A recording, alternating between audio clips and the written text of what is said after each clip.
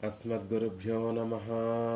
श्रीरङ्गसिंहगिरिदेशिकपादसेवा प्राप्ता किल द्रविडवेदरहस्यजातं श्रीगौतमान्वयजमाश्रितभागधेयं गोपालदेशिकमहं शरणं प्रपद्ये।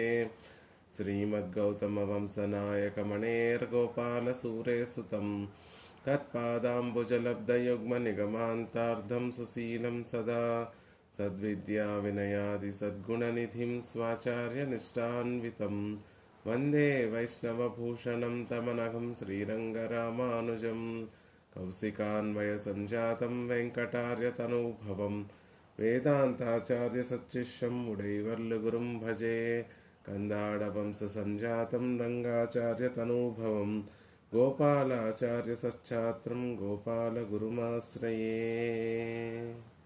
श्रीमान् वेङ्कटनाथार्यः कवितार्किककेसरी वेदान्ताचार्यवर्यो मे सन्निधत्तां सदा हृदि।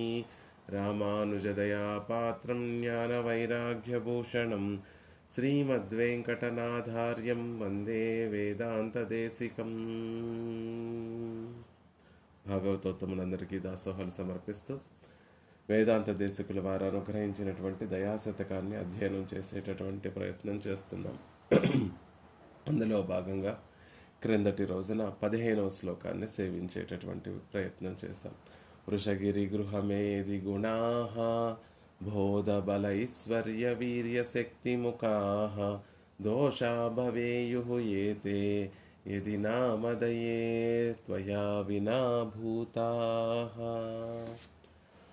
దయాదేవి పరమాత్మకి కలిగించేటటువంటి ఒక వైభవాన్ని అందంగా తెలియచేశారు. వృషగిరి గృహమేది గుణాః, వృషగిరి ఆశ్రయించి అక్కడ వేయించేసి ఉన్నటువంటి శ్రీనివాసుడు ఒక గృహమేది, గృహస్థుడండి.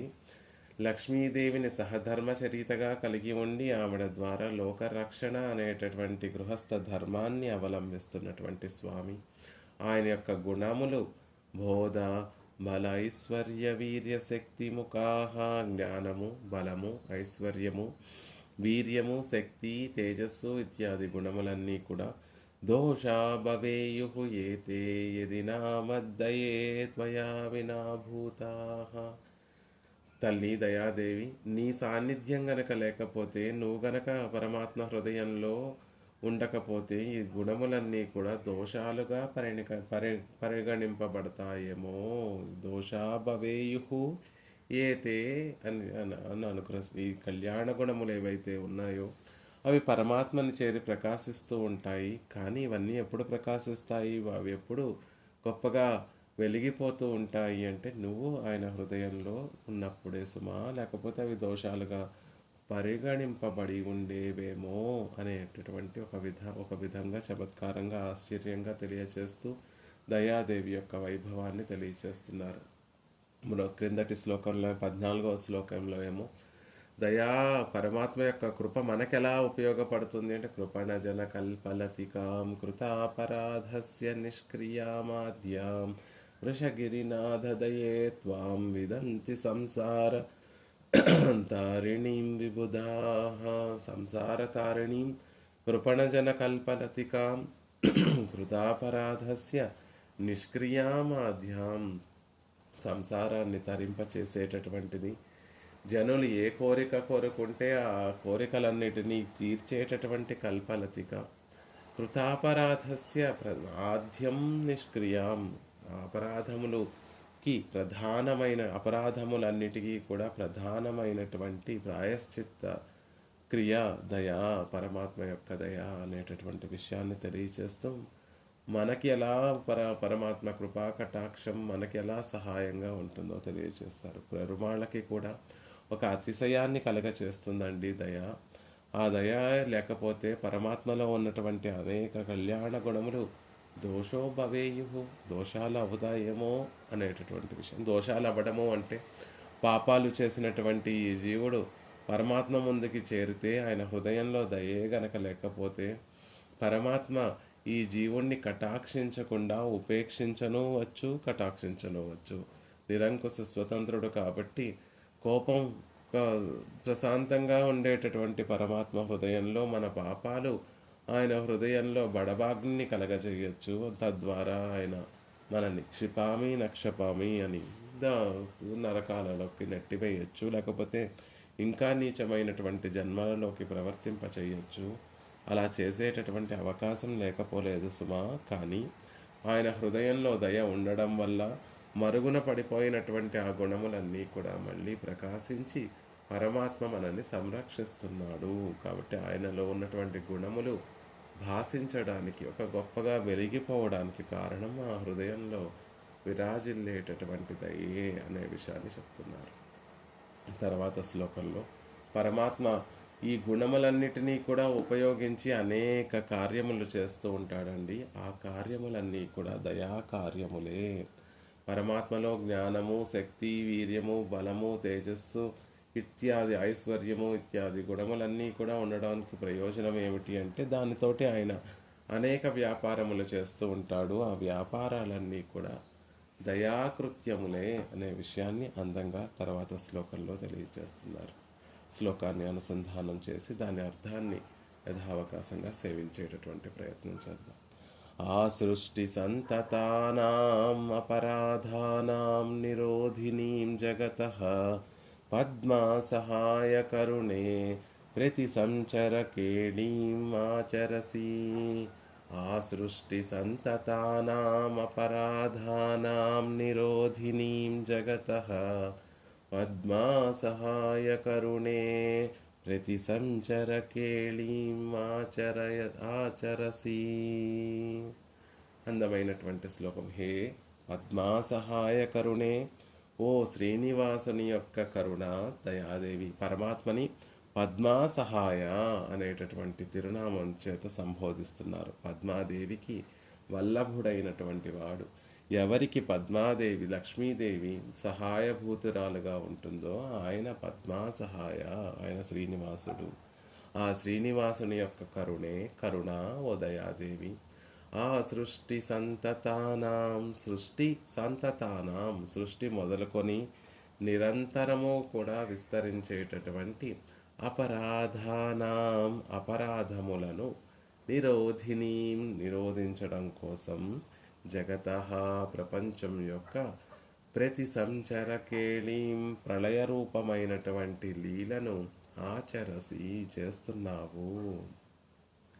ఇందులో మొదటిగా పరమాత్మ చేసేటటువంటి వ్యాపారాలలో ముఖ్యమైనటువంటివి సృజించడము, రక్షించడం, స్థితి, వాటిని రక్షించడము, తర్వాత ప్రళయము అనే 3 కార్యములు పరమాత్మ ప్రధానమైనటువంటివండి.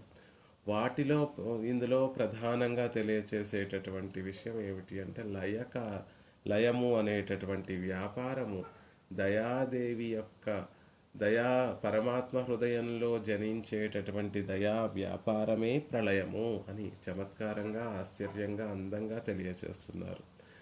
ఆ సృష్టి సంతతానాం అపరాధానాం నిరోధినీం జగతః పద్మా సహాయ కరుణే ప్రతి సంచర కేళీం ఆచరసి.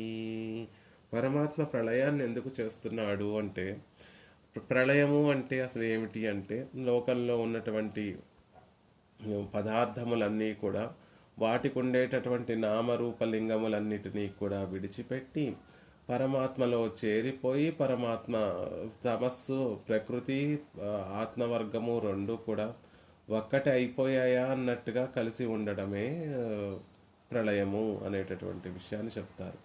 అలా ప్రళయంగా ఉండేటటువంటి ప్రళయాన్ని చేయడానికి పరమాత్మ కారణం ఏమిటి? ప్రళయము అంటే అందరి యొక్క కర్ణకళేబరాలను పరమాత్మ విడిగా చేసేసి వాటి నుండి ఆత్మవర్గాన్ని విభజించి ఆత్మని మాత్రము ప్రకృతిని, ఆత్మని విడిగా తనలో చేర్చుకోవడాన్ని ప్రళయం అంటారు. సృష్టి అంటే నామరూపాలు లేకుండా పడి ఉన్నటువంటి ఆత్మవర్గానికి మళ్ళీ కర్మానుభవాన్ని చేసేటటువంటి విధంగా వారి వారి యోగ్యతను వారి కర్మానుభవాన్ని అనుసరించి వారికి కర్ణకళేబరాలు, దేవతా శరీరం అయితే దేవతా శరీరము, మానవ శరీరం అయితే మానవ శరీరము, తిర్యక్కో, స్థావరము ఇత్యాది శరీరాలను పరమాత్మ ఘటింప చేయడం, ఆత్మని పంచభూతములతోటి ఏర్పడేటటువంటి శరీరాలను కలపడాన్ని సృష్టి అని చెప్తారు. మళ్ళీ వాటిని విడదీసేసి తనలో చేర్చుకోవడాన్ని లయము అంటారు. పరమాత్మ ప్రళయాన్ని కల్పించి ప్రళయంలో మళ్ళీ వీటినన్నిటినీ తనలో ఎందుకు చేర్చుకుంటున్నాడు అంటే దయ వలనే సుమా అని చెప్తున్నారు. అదేమిటండి ఇది దయాకార్యం ఎలా అవుతుంది అంటే ఎందుకు కాదండి, దయాకార్యమే.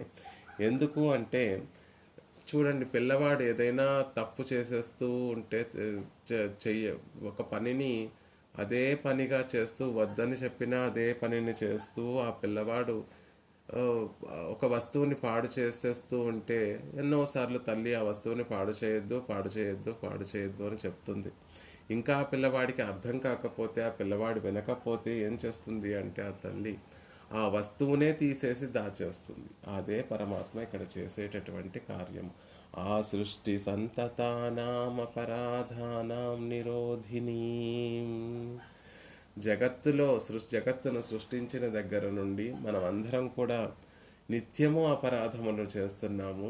ఆ అపరాధములు ఇంకా పెరగకుండా ఉండడం కోసం పరమాత్మ ఈ శరీరాలని ఆత్మలను వేరు చేసి భోగాన్ని అనుభవించకుండా ఉండేటటువంటి స్థితికి తీసుకువెళ్ళిపోతాడు. అసలు కర్మలను ఎందుకు చేస్తున్నాము అంటే శరీరం ఉంది కాబట్టి, ప్రకృతి సంబంధం ఏర్పడుతోంది కాబట్టి కర్మలను చేస్తున్నాము. ప్రతి క్షణము జీవుడు లక్షలాది కర్మలు, ఇలా కామ్గా ఒక క్షణం మనం కూర్చున్నాము అంటే ఎన్నో కర్మలు చేస్తూ ఉంటాం. అది పుణ్యమా పాపమా అనేటటువంటిది ఆ కర్మ వెనకాల ఉన్నటువంటి భావాన్ని అనుసరించి పరమాత్మ దీనిని పుణ్యకర్మగానో పాపకర్మగానో లెక్కపెడుతూ ఉంటాడు.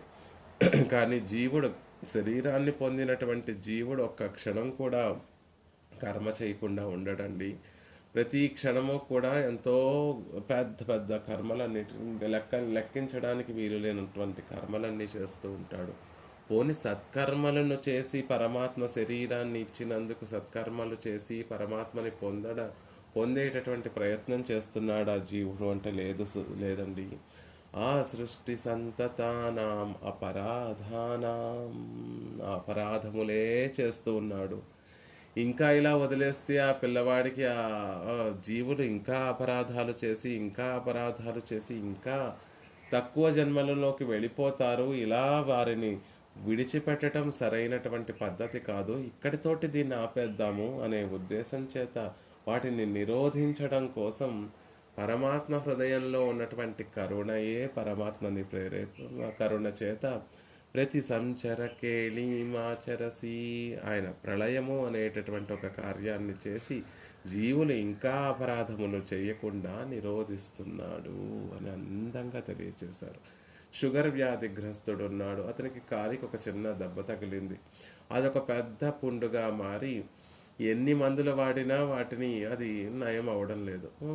వైద్యుడి దగ్గరికి వెళితే ఆ పుండు ఏదైతే ఉందో, ఆ దెబ్బ ఏదైతే ఉందో, అది మీరు గనక ఇప్పుడు ఆ భాగాన్ని తొలగించకపోతే అది ఇంకా మిగిలినటువంటి శరీరానికి అంతటికీ కూడా వ్యాపిస్తుంది.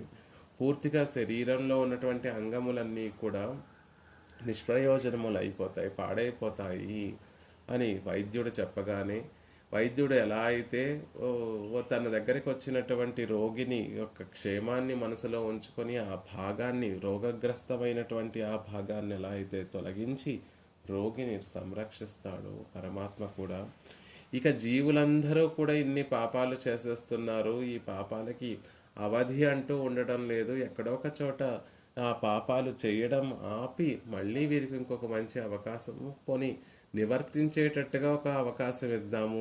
ఏమీ చేయకుండా కొంతకాలమైనా పాపాలు చేయకుండా వీరు ఉంటారు అనేటటువంటి ఉద్దేశం చేత పరమాత్మ ప్రళయాన్ని కల్పించి ప్రళయంలో ఇంకా కర్మలు చేయడానికి అవకాశం లేనటువంటి ఒక స్థితిని మనందరికీ కల్పిస్తున్నాడు పరమాత్మ. అద్భుతమైనటువంటి నిర్వచనం ప్రళయానికి.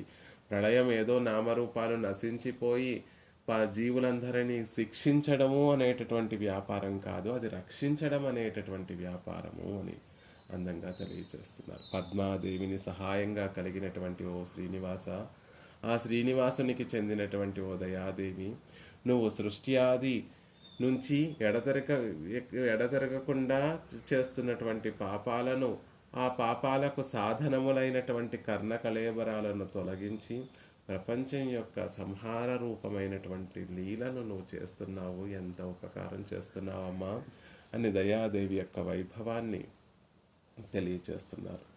జగత్ ప్రళయం అనేటటువంటి లీల పరమోపకారమే. అది దయాదేవి యొక్క కటాక్షం చేత జరుగుతోంది. పరమాత్మ ఆయన హృదయంలో దయ ఉప్పొంగగా ప్రళయాన్ని చేస్తున్నాడు. ప్రళయం అనేటటువంటి వ్యాపారాన్ని చేసి జగత్తుకి పరమ ఉపకారం చేస్తున్నాడు అని అందంగా చెప్తున్నారు. దయా సంబంధం చేత అనంత గుణాలు కళ్యాణ గుణాలుగా భాసిస్తున్నాయి అని చెప్తూ, ఆ కళ్యాణ గుణాలకి ప్రయోజనం ఏమిటి అంటే అఖిల భువన జన్మ స్థేమ భంగాది లీలే. అఖిల భువన జన్మ స్థేమ భంగాది లీలే. అన్ని లోకముల యొక్క సృష్టి స్థితి లయములు అనేటటువంటి వ్యాపారములన్నీ కూడా పరమాత్మ చేస్తున్నాడు. అంటే ఆ కళ్యాణ గుణాలను వాటికి పని ఏమిటి? కళ్యాణ గుణములన్నీ పరమాత్మను చేరి ప్రకాశిస్తున్నాయి. ఆ గుణములకన్నిటికీ కూడా ఒక ప్రయోజనత్వం ఏమిటి అంటే ఇదిగో పరమాత్మ ఆ గుణాలను పురస్కరించుకొని భువన జన్మ అఖిల భువన జన్మస్థేమ భంగాది లీలలుగా అన్నిటినీ చేస్తున్నాడు అని చెప్తూ ఒక 5 శ్లోకాలలో ఈ 5 విషయాలను కూడా ప్రతిపాదన చేస్తున్నారు. అందులో మొదటి శ్లోకమైనటువంటి ఈ శ్లోకంలో ప్రళయము అనేటటువంటి ఒక కార్యాన్ని పరమాత్మ దయను పురస్కరించుకొని ఆయన హృదయంలో దయ ఉప్పొంగితే ప్రళయం అనేటటువంటి వ్యాపారాన్ని చేస్తున్నాడు పరమాత్మ. ఇది దయా కార్యమే అనే విషయాన్ని చెప్తున్నారు. పద్మా సహాయ కరుణే, ఆ సంబోధనే అత్యద్భుతమైనటువంటి సంబోధన. పద్మా సహాయ కరుణే అని దయాదేవిని సంబోధిస్తున్నారు. శ్రీనివాసుని యొక్క దయ అనే విషయమే అక్కడ చెప్పబడినప్పటికీ కూడా శ్రీనివాసుడు అని నేరుగా చెప్పకుండా పద్మా సహాయ లక్ష్మీ పద్మాలయ పద్మా అని లక్ష్మీదేవికి తిరునామము. పద్మ అంటే లక్ష్మీదేవియే. ఆ లక్ష్మీదేవి ఎవరి యందు నివసిస్తోందో ఆయన పద్మా సహాయుడు. ఎవరికి సహధర్మచరితగా ఉందో ఆయన శ్రీనివాసుడు. తస్యాహ శ్రియః త్రిజగతో జనకో జనన్య వక్షో నివాసమకరోత్ పరమం విభూతేః శ్రీః స్వాహ ప్రజాః సకరుణేన నిరీక్షణేన యత్ర స్థితైధయత సాధీపత్నీం త్రిలోకాన్.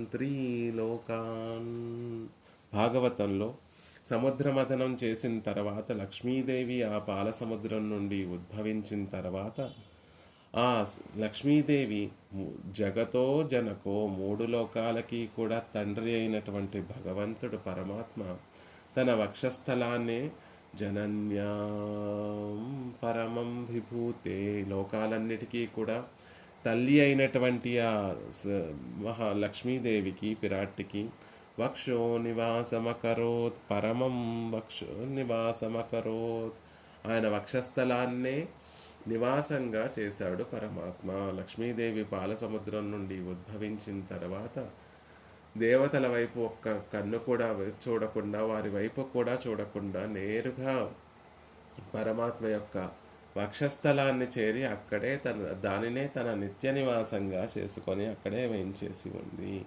హరి వక్షస్థలాన్ని చేరినటువంటి ఆ లక్ష్మీదేవి శ్రీః స్వాహ ప్రజాః, తన బిడ్డలైనటువంటి ఆ దేవతలందరి వైపు కరుణేన నిరీక్షణేన యత్ర స్థితైధయతః సాధీపత్నీ త్రిలోకాన్. హరివక్షస్థలాన్ని చేరినటువంటి ఆ లక్ష్మీదేవి తన ప్రజలైనటువంటి దేవతలు, లోకంలో ఉన్నటువంటి వారందరినీ కూడా దయతోటి కటాక్షించడం వల్ల లోకాధిపతులతో పాటు 3 లోకములు కూడా వృద్ధి చెందుతున్నాయి. ఆనాడు దుర్వాస మహర్షి యొక్క శాపం చేత లోకంలో ఉన్నటువంటి ఐశ్వర్యము, లోకంలో ఉన్నటువంటి ఆ శోభ, మంగళకరత్వము అవన్నీ కూడా పోతే మళ్ళీ లక్ష్మీదేవి పాలసముద్రం నుండి ఉద్భవించి శ్రీహరి యొక్క వక్షస్థలాన్ని చేరి తన కటాక్షమును లోకమంతా ప్రసరింపచేస్తే లోకంలో ఉన్నటువంటి పాలకులందరూ కూడా కటాక్షాన్ని పొంది మళ్ళీ తమ స్థానాలను అధిరోహించారండి. అంతేకాకుండా లోకాలన్నీ కూడా ఆ, ఒక వైభవాన్ని సంతరించుకున్నాయి. దానికి కారణం లక్ష్మీదేవి యొక్క కటాక్షమే. యస్యా కటాక్ష మృదు వీక్షణ దీక్షణేన సద్య సముల్లసిత పల్లవ ముల్లలాస విశ్వం విపర్యయ సముత్థ విపర్యయం ప్రాక్ తాం దేవదేవ మహిషీం శ్రియమాశ్రయామః. పూర్వము ప్రళయకాలంలో విపర్యయ సముత్థ విపర్యయం, లక్ష్మీ కటాక్షము పొందకపోవడం వల్ల వాడిపోయినటువంటి విశ్వం జగత్తంతా కూడా యస్యా కటాక్ష మృదు వీక్షణ దీక్షణేన, ఆ లక్ష్మీదేవి యొక్క కటాక్షములనేటటువంటి మెల్లని చూపులు పడటం చేత సద్య, ఆ సంకల్పం చేత ఆ క్షణంలోనే సముల్లసిత పల్లవం, ఉద్భవించినటువంటి చిగురుగా ఉల్లలాస విరాజిల్లాయి. మళ్ళీ లోకములన్నీ కూడా మళ్ళీ చిగురించాయి.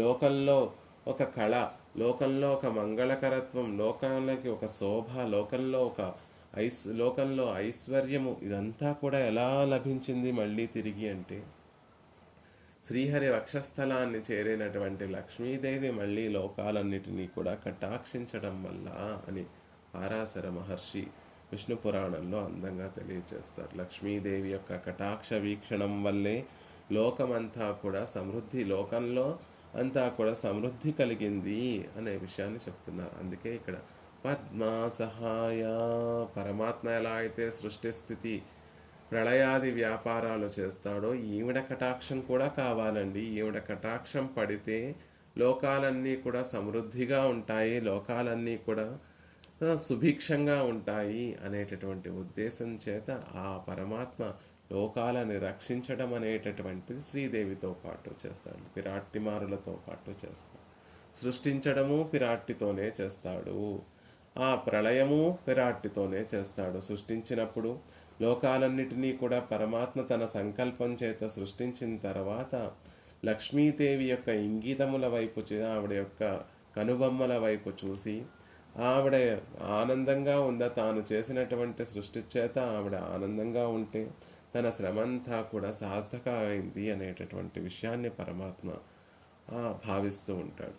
స్వస్తి శ్రీ దిశతామశేష జగతాం సర్గోపసర్గస్థితి స్వర్గం దుర్గతిమాపవర్గిక పదం సర్వం చ కుర్వన్ హరిః యస్యా వీక్షముఖం తదింగిత పరాధీనో విధత్తేకిలం.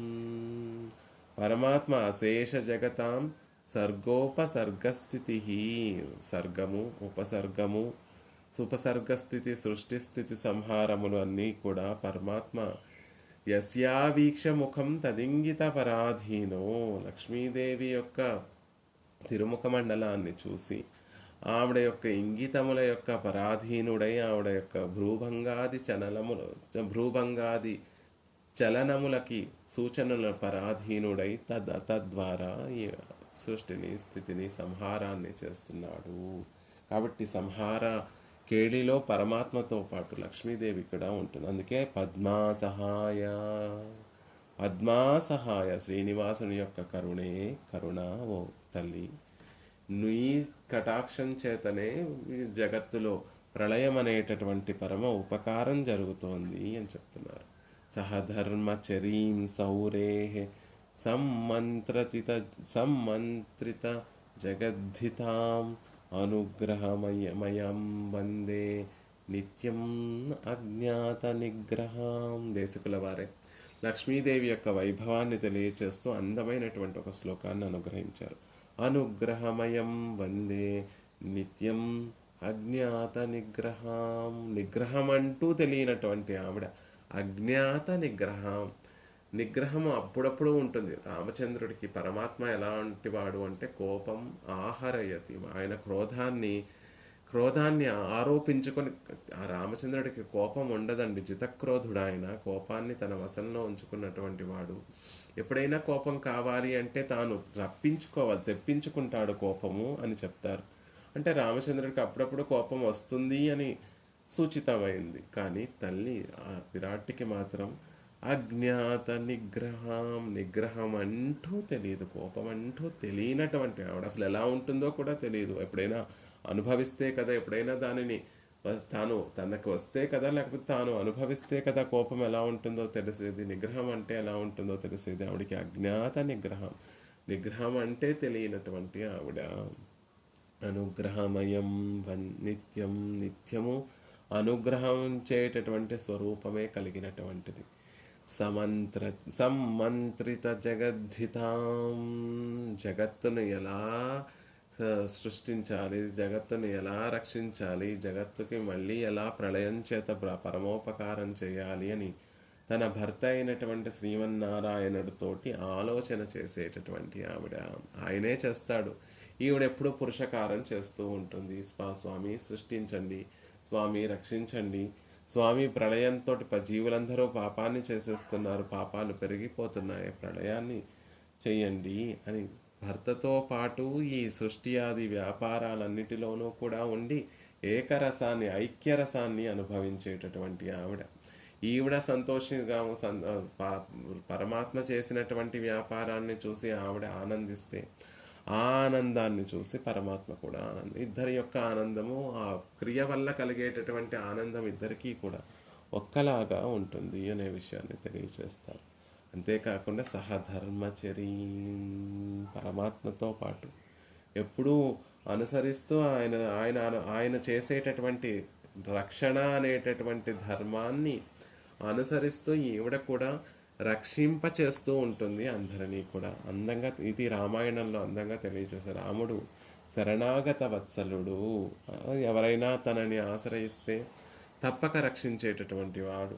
సీతాదేవి కూడా ఆ ధర్మాన్నే అనుసరిస్తూ రావణాసుడికి మిత్రమౌపయుకం కర్తం, నువ్వు రామచంద్రునితోటి మైత్రిని చేసుకోవయ్యా, మైత్రిని చేసుకుంటే నువ్వు నీ లంక సుభిక్షితంగా ఉంటుంది అని తన ఉపదేశాల చేత శత్రువైనటువంటి తనకెంతో అపకారం, తన భర్తను అగలగిల్లే నిరయమెన్రు అలర్మేల్ మంగై, ఒక్క క్షణం కూడా నేను పరమాత్మను విడిచి ఉండలేను అని ఆ వక్షస్థలంలోనే ఉంటూ దానిని విడిచి ఉండలేను అని నిత్యము ఆ క్లేశాన్ని అనుభవించేటటువంటి తల్లిని పరమాత్మకి దూరం చేసినటువంటి క్రూరాత్ముడు రావణాసురుడు అయినప్పటికీ కూడా ఆ రావణాసుడికి కూడా మంచి విషయాలను ఉపదేశించేసి భర్త యొక్క ధర్మాన్ని అనుసరించేటటువంటి సహధర్మ చరిత ఈవిడ అనేటటువంటి విషయాన్ని అందంగా తన సీతాదేవిగా తాను చేసి చూపిస్తుంది. కాబట్టి సహధర్మచరీం సౌరే సమ్మంత్రిత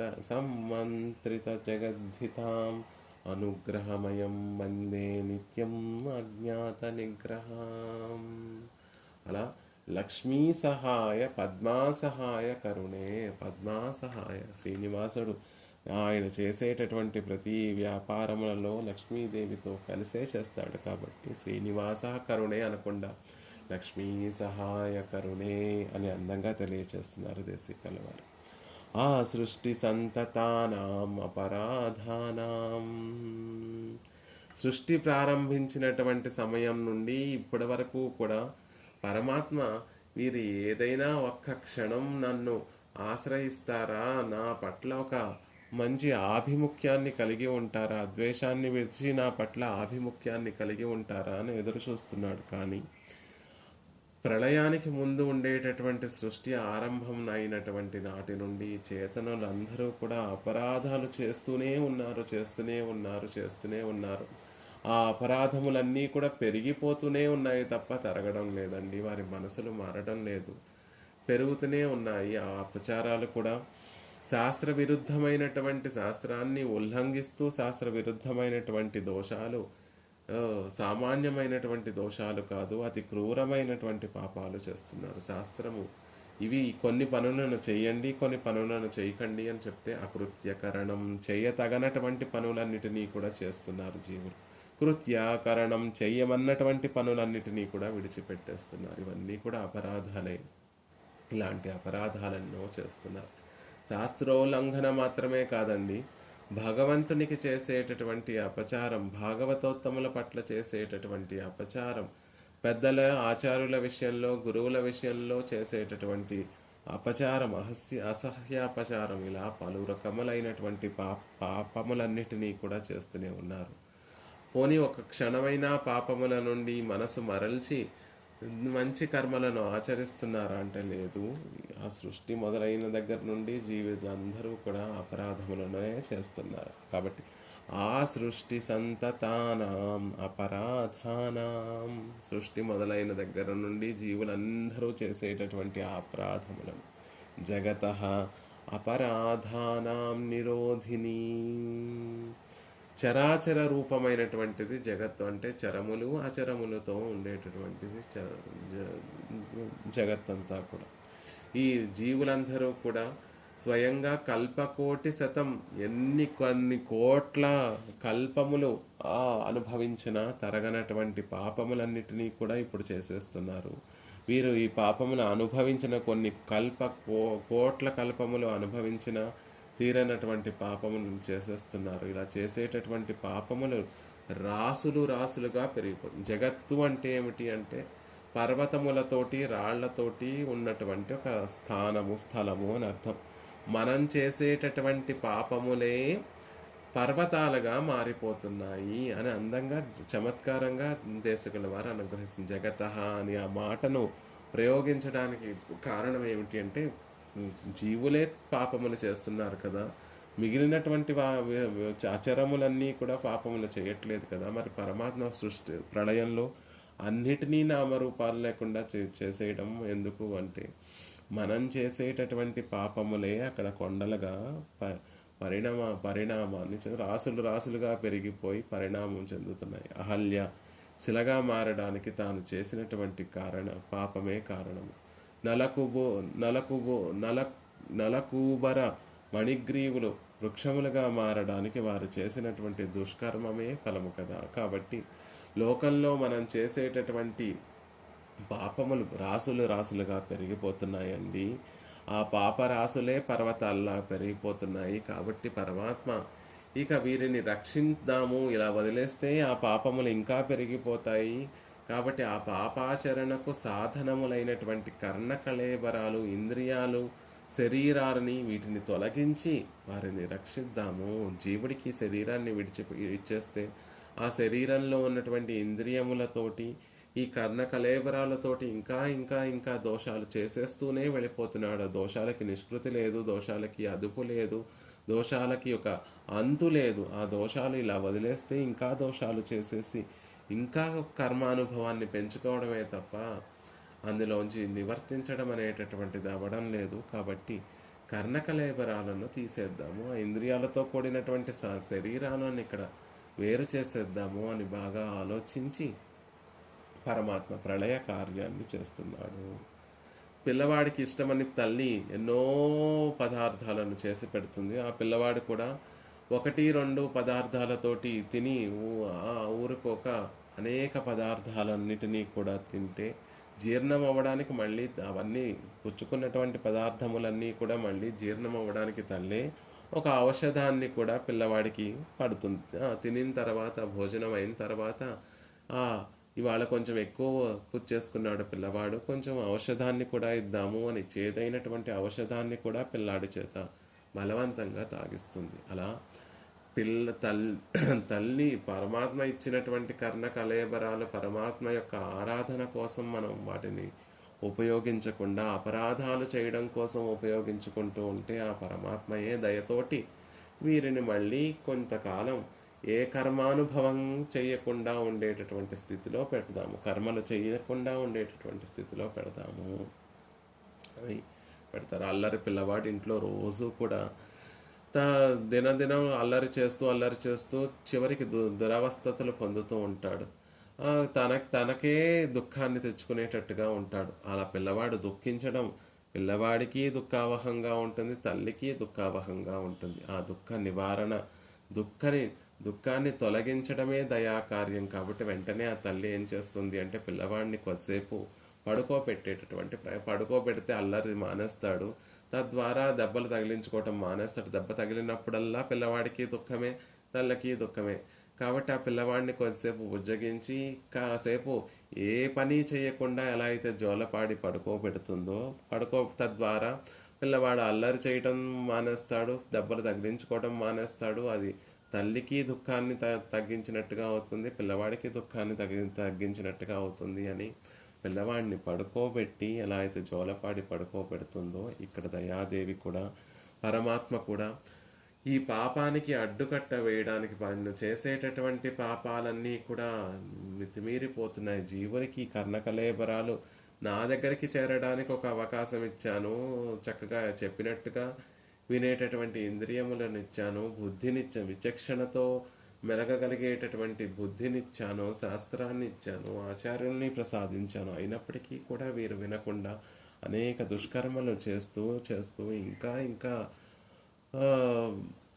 అధోగతి పాలైపోతున్నారు. ఎలా అయినా వీరిని నివారించాలి, వాళ్ళ ఇంకా పాపాలు చేయకుండా నివారించాలి అని, ఆ జీవుల యొక్క దుఃఖాన్ని తొలగించాలి అనేటటువంటి సదుద్దేశం చేత, దయచేత భగవంతుడు జగత్ సంహారము, జగత్ ప్రళయము అనేటటువంటి లీల చేస్తున్నాడు.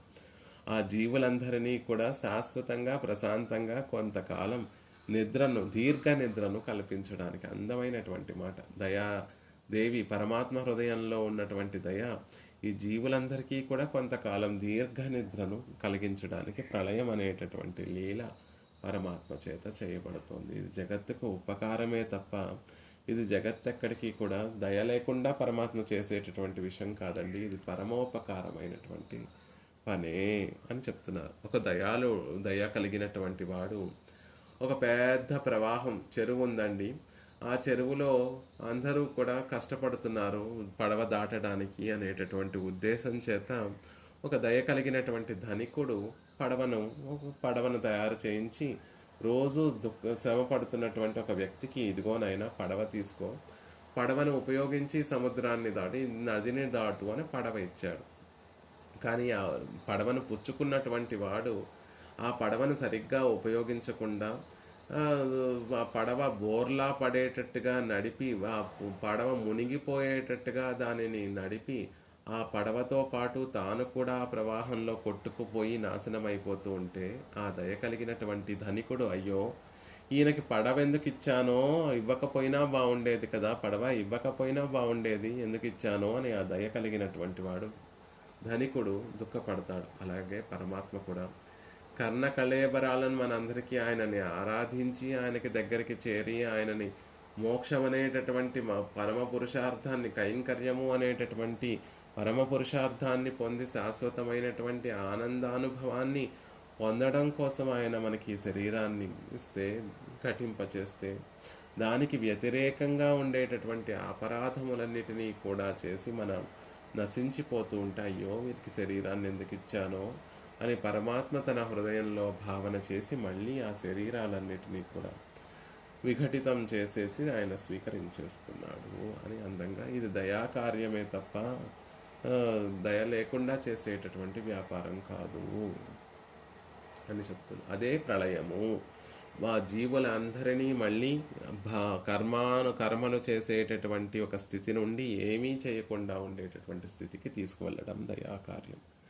అలాంటి దయను పరమాత్మ ఆ జగత అపరాధానాం నిరోధిని, జగత్తంతా కూడా అపరాధములతోటి పెరిగిపోతుంటే దానిని నిరోధించడం కోసం ప్రతి సంచర కేళిం ఆచరసి, ఓ దయాదేవి శ్రీనివాసుని యొక్క దయ, నువ్వేం చేస్తున్నావు, జగత్తులో ఉన్నటువంటి వారందరినీ రక్షించడం కోసం, వారు చేసేటటువంటి ఆ అపరాధములు ఇంకా పెరిగిపోకుండా ఉండడం కోసం ప్రతి సంచర కేళీం ఆచరసి, ప్రతి సంచర కేళీం అంటే ప్రళయము అనేటటువంటి విషయాన్ని చెప్తున్నారు. ప్రతి సంచరము అంటే ప్రళయము, ఆ ప్రతి సంచరం అనేటటువంటి కేళిని, ఆటను, లీలను ఆచరసి నువ్వు చేస్తున్నావమ్మా అని చెప్తున్నారు. ఉపసంచరము, ప్రతి సంచరము అని రెండు పదములు, ముందుకు రావడము, వెనక్కి వెళ్ళడం, అడుగులు ముందుకు వేస్తూ దగ్గరికి రావడాన్ని ఉపసంచరము అంటారు, వెనక్కి వేస్తూ వెళ్ళడాన్ని ప్రతి సంచరము అంటారు.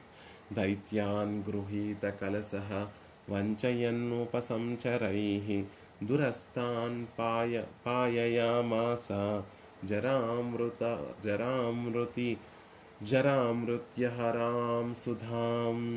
భాగవతంలో ఈ పదాన్ని ఉపయోగించారు వ్యాస మహర్షి. మోహిని అవతారాన్ని స్వీకరించినటువంటి పరమాత్మ అమృత కలశాన్ని తాను స్వీకరించి ఉపసంచరై గతై ఉపసంచర గతులతోటి రాక్షసుల్ని దైత్యాన్ వంచయన్, రాక్షసులందరినీ కూడా మోసం చేసి దురస్థాన్, కొంత దూరంలో ఉన్నటువంటి దేవతలకి, ఒక వరుస క్రమంలో కూర్చున్నటువంటి దేవతలందరికీ కూడా జరామృత్యహరం, ముసలితనాన్ని చావుని లేకుండా చేసేటటువంటి ఆ అమృతాన్ని, సుధాం అమృతాన్ని పాయయామాస అనుగ్రహించాడు పరమాత్మ. అంటే దేవతలందరికీ కూడా అమృతాన్ని ఇచ్చాడు, రాక్షసుల్ని మాత్రం మోహింపచేశాడు, మోసం చేశాడు పరమాత్మ. అక్కడ ఉపసంచరై అనేటటువంటి ఒక పదాన్ని ప్రయోగిస్తారు. ఉపసంచరము అంటే సమీప గమన బహుమాన ప్రియా వాక్యాదిభి, దగ్గరికి రావడం, ప్రియమైనటువంటి మాటలు మాట్లాడటము, వయ్యారంగా అడుగులు వేయటం, దగ్గరగా వచ్చి వారిని మోహపరచడము, ప్రియంగా వారి దగ్గరికి చేరి వారితో ఇష్టమైనటువంటి మాటలు మాట్లాడుతూ వయ్యారంగా వారి దగ్గరికి వెళ్ళి అడుగులు వేస్తూ వెళ్ళి వారికి మాత్రం ఆ మాటలను మాత్రం మిగిల్చాడు, మాటలని మోహాన్ని మాత్రం మిగిల్చాడు, దేవతలకి మాత్రం అమృతాన్ని పంచాడు అని అందంగా చెప్తారు.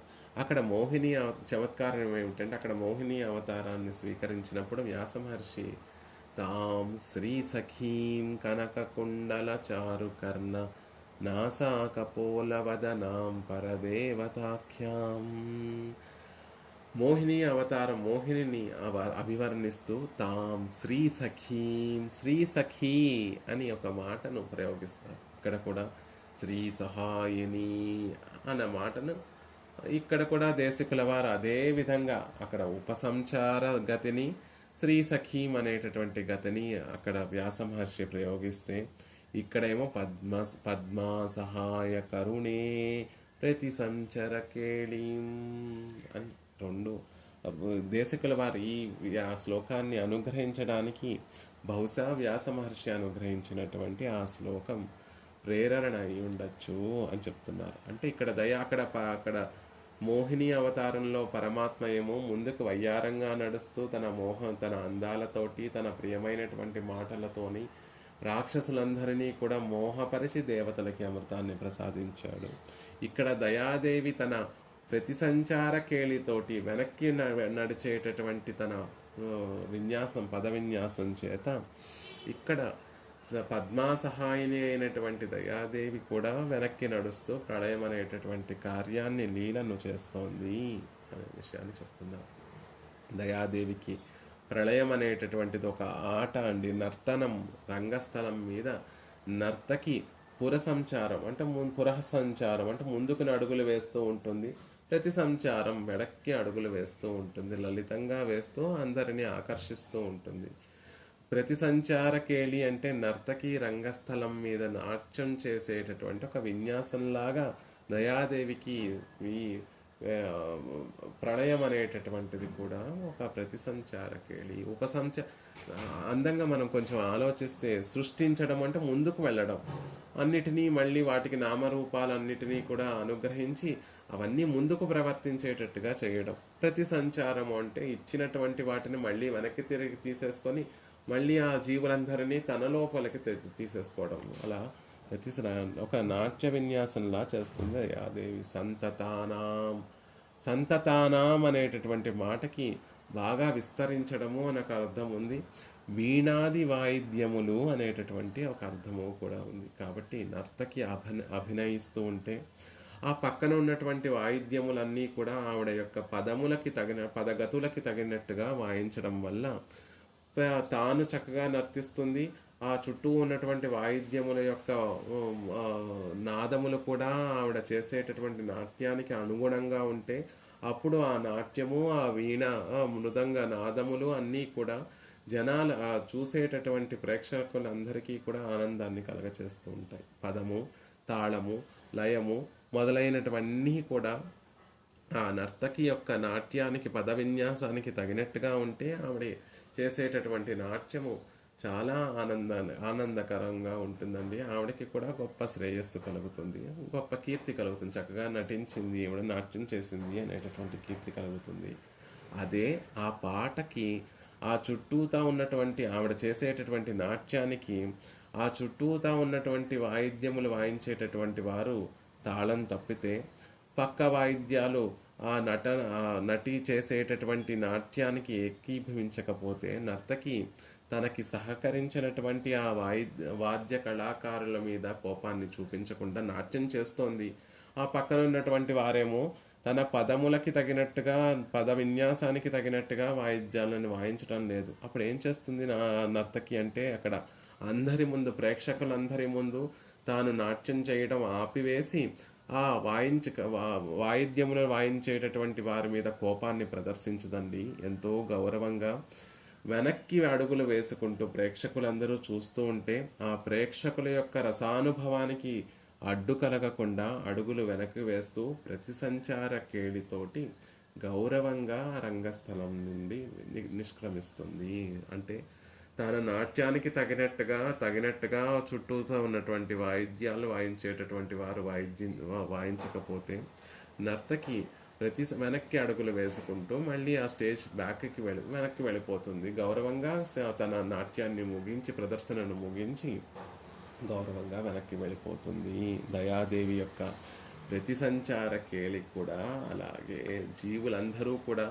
జీవులందరికీ కూడా కర్ణకలేబరాలు ప్రసాదింపచేసి పరమాత్మ చేత ప్రసాదింపచేసి అయ్యో వారందరూ కూడా ఇప్పుడు పరమాత్మని పొందడానికి ఒక అవకాశం ఇచ్చాను అని చక్కగా నాట్య విన్యాసం చేస్తున్నటువంటి దయాదేవికి ఆ జీవులందరూ కూడా కర్ణకలేబరాలు సరిగ్గా ఉపయోగించుకోకుండా ఇంకా పాపాలు చేస్తూ ఉంటే ఆ జీవుల్ని ఏమీ అనలేక దయాదేవి తన నృత్యము అంటే సృష్టి అనేటటువంటి తన నృత్యాన్ని ప్రతి సంచారకేళి ఏమీ చేయకుండా వెనక్కి మళ్ళీ ప్రళయం అనేటటువంటి ఒక ప్రతి సంచారకేళితోటి మళ్ళీ వెనక్కి వెళ్ళిపోవడం తప్ప తానేమీ చేయదు అని అందంగా జగదపరాధాలను నిరోధించే ప్రతి సంచారకేళిని ఆచరించేటటువంటి ఆ శ్రీనివాసుని యొక్క దయకు దాసోహ సమర్పణం చేస్తున్నాము అని అందంగా ఈ శ్లోకంలో తెలియచేస్తున్నారు.